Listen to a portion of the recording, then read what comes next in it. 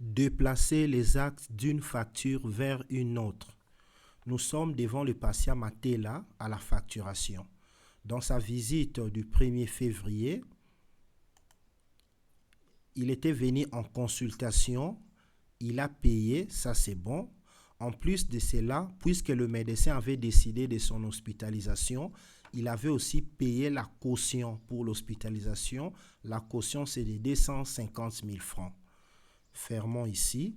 Nous entrons maintenant dans sa visite quand le patient était hospitalisé. Nous voyons les actes qu'on avait posés au niveau de l'hospitalisation. Ces actes étaient validés à crédit, donc le patient n'avait pas payé directement parce que le patient a déjà une caution payée dans l'hôpital. Alors, qu'est-ce qui va se passer à la fin quand le patient doit sortir? Je ferme.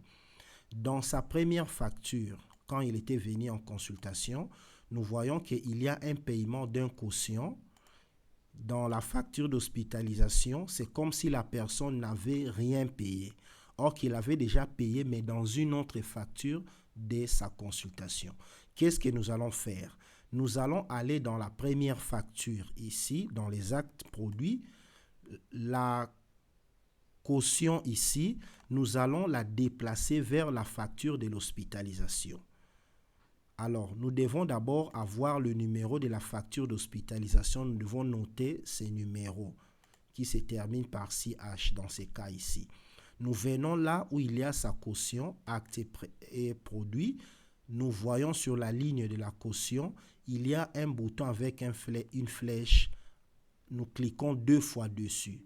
Nous cliquons 2 fois. Il nous donne le numéro de la facture qui contient cette caution.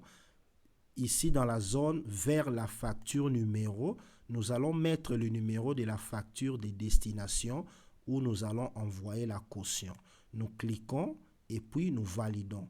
Nous constatons que la caution ne se trouve plus ici. Fermons.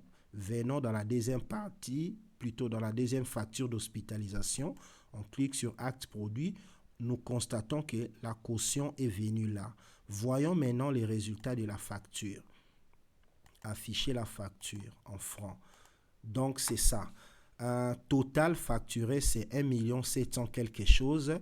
Paiement, 250 000 francs. Et puis, le reste à payer est là.